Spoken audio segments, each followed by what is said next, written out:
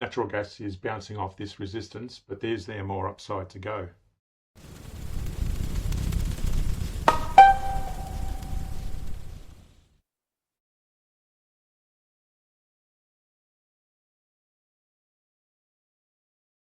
Before we look at the daily in more detail, let's first go to the weekly chart, because what we have here, we've got back here, we had these fair value gaps. So these two down here, around the price between 47.80 and 39.80, those fair value gaps have been filled with the action of those candles there, and more recently there.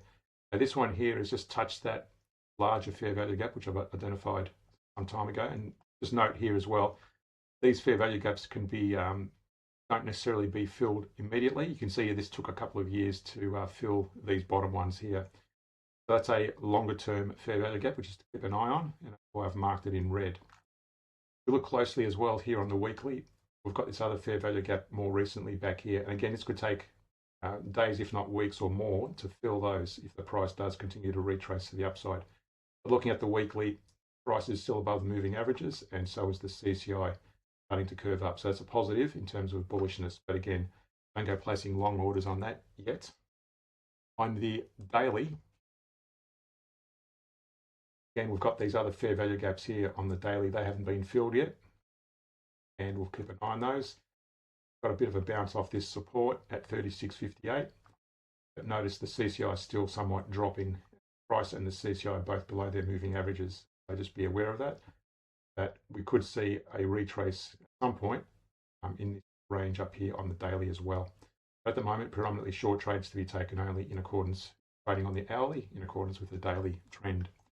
So what we've got now on the hourly, coming short from that period there, from the 8th of December, around this period, you would have gone short, and you would have taken a few short positions during that period there. Paying attention to any bullish divergence. Back here we had a bullish divergence. The first one was to that point. And since then the price has continued to decline. The CCI has continued to increase. That was an extension of that bullish divergence to that point. In fact, that's gone even higher. So if we move that to that level there since our last update, that's still slightly higher than that previous point there. And that goes to that point there. So that's still a bullish divergence. And you can see there it's bounced. Now if we redrew this, previously we drew a target 23-38% range there. We redrew that and recalibrated it.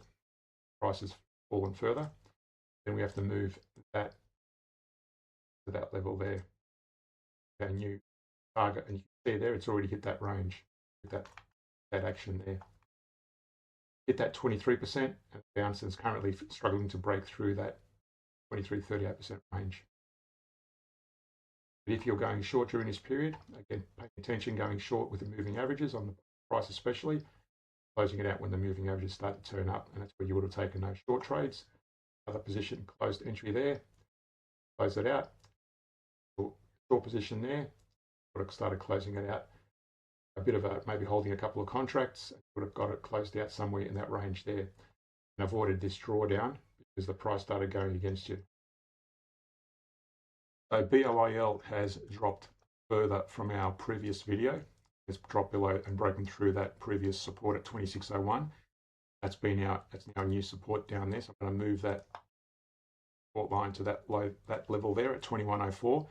And since then we've had a bit of a bounce. Again, not time to go long yet on the hourly. I'm trying to make sure the daily is broken to the bullish momentum before taking any long trades. There's still bearish trades on the hourly. And again, you can see there both the CCI and the price are below the moving averages. Here on the 1 hour time frame, again going short during this period, bouncing off this support, we would have redrawn this and recalibrated that low there. Likewise the CCI to that new level. We'll redraw the Fibonacci retrace. That needs to be dropped. That needs to be dropped that level there. That's a 23-38% range. See, there hasn't reached it yet. And the CCI is moving in the right direction, so is the price. It may possibly hit that in the coming hours, if not days, near term. So just keep an eye on that. But predominantly short trades to be taken on the hourly because of the daily trend. Don't go placing long orders on that. So similar story for UNG. It's broken down back here. We've been going short ever since. Bit of a bounce so far off that support. CCI and the price are below the moving averages. Take short trades only on the day, on the 1 hour time frame. Again, we've got another readjustment of a Fibonacci down to that low. Let's do that here as well. This one has actually touched that range there. 38%, 23, 38%. You can see it's touched it. Then that's all you need for that target range to be hit. The retrace could possibly, this could go either way. It could actually break through there, or it could fall further. But at the moment, looking more positive, upside. CCI is moving higher, and so is the price. But don't go placing long orders until we get the daily also confirmed an uptrend. At the moment, taking short trades only. We'll take another short trade once those price and the CCI break below their respective moving averages. So for KOLD on the daily, that's still bullish, both price and CCI above the moving averages. Again, this is the inverse, and retracing to the downside would move that resistance down to that level there at 39.90, and that looks like it's going to retrace. Now on the hourly, would have been going long from period on the daily, taking long trades only, and you've made nice little trades there, closing it out when the price breaks below the moving average on the price chart, bring another position in there, closing it out again. Now you would have closed it out at that level even if you're holding a contract. A effective stop loss. Price starts going and the CCI starts going, you would have closed it out there somewhere. Now at the moment the price and the CCI are in a downtrend, and again with KLD you want to wait for the hourly to break the upside, both above the moving averages, in line with the daily chart.